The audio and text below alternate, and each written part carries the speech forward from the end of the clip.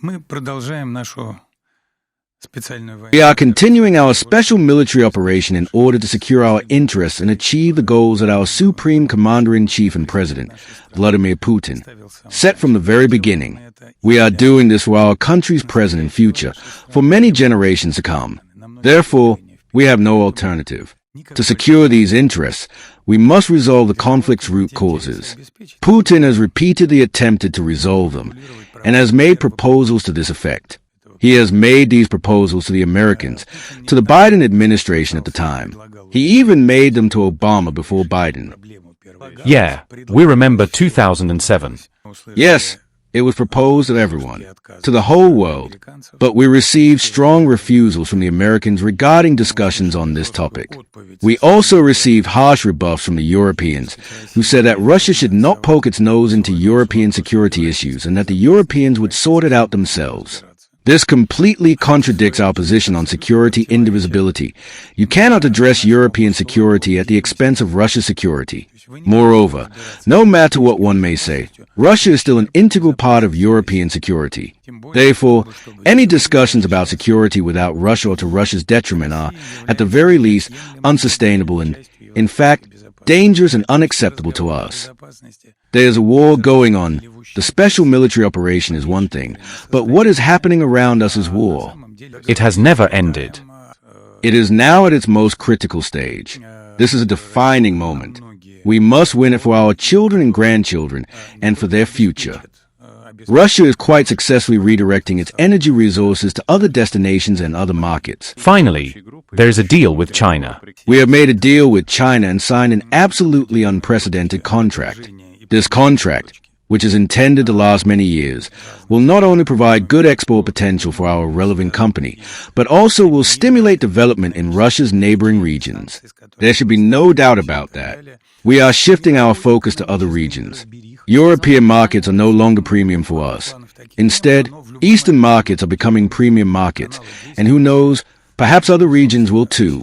This process is inevitable. Our economy has been described as a paper tiger. Yes, I just wanted to ask about that. Russia is by no means a tiger.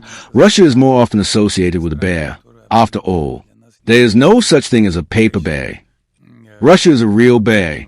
Putin has repeatedly described our bear in different ways. You can recall this for yourself.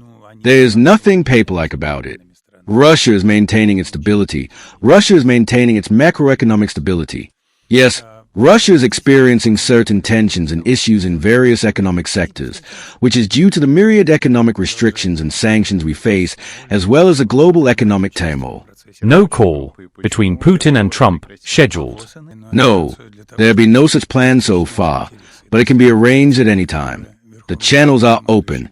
In fact, the situation is now radically different from what it was during the Biden administration. We are talking to the Americans, and the dialogue channels are working. President Putin still highly appreciates Trump's willingness to help and find solutions together. Putin has clearly stated his position. He said he is ready for a meeting with Ukrainian President Vladimir Zelensky. However, he did point out that it would be more sensible to meet after the parties have done their homework and preparations have been made at the expert level. Meeting without preparation would be no more than a PR stunt doomed to failure. Do presidents address each other formally or informally? We know that there is no distinction between formal and informal addresses in English, only you. But what is the general feeling? They generally address each other informally. They have known each other for quite some time. They have known each other for a long time and genuinely respect and warmly regard each other. This doesn't stop them from discussing sensitive topics. This doesn't stop them from disagreeing on many issues, either. They both stand up for their own interests first and foremost. After all, the Ukrainians have made numerous proposals and mentioned many countries. They did not suggest Kazakhstan at first, but rather countries that are absolutely unacceptable to us. For some reason, Switzerland is still considered a neutral country, or Austria. Neither of these countries is neutral for us anymore. This must be taken into account. It is absolutely obvious to us. We are proceeding from what Putin said. Guys, you want to meet? Come to Moscow. Trump continues to show his political will and participate in the peace process. We welcome this, and President Putin personally appreciates it very much. The relationship between the two presidents allows them to discuss quite sensitive issues, including the Ukrainian settlement, and to convey the key messages to each other, helping them understand each other's positions and the rationale behind them. We hope that this will continue. Through his appointed negotiation team head, Vladimir Medinsky, Putin said, "Let's negotiate. Let's create 3 working groups." Now, however, everyone has forgotten about it. It wasn't that long ago. That was my next question. What has happened to these working groups? Why did the talks stop? Things are not moving.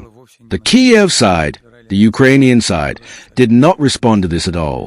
It all hung in the air. The working groups have not been created. The working groups have not been created. Furthermore, there's been no response. Kiev has not expressed any desire. So, once the memoranda were exchanged, did everything just stop? Completely.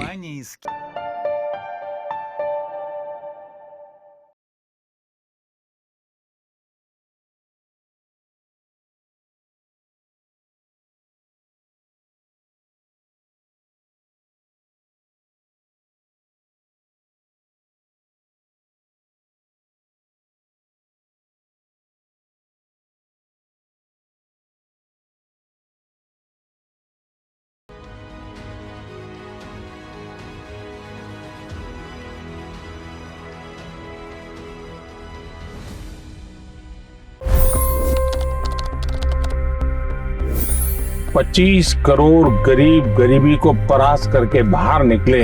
For the good of our nation, let's work together and let's truly make America great again. The fastest news breaks. Requested PM saying that look, you will have to speak to Putin and to Zelensky. The biggest newsmakers. The relationship with India is probably the most important bilateral relationship the U.S. will have for the rest of this century. The capital delivered quite an election result today. Expert analysis. The million-dollar question today is how to stop this dance of death.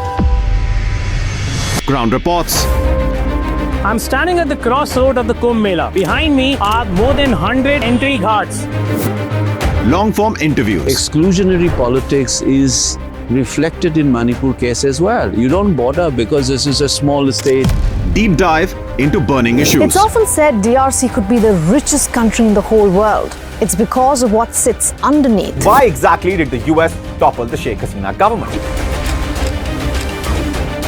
HD videos. We don't just break news, we break it down.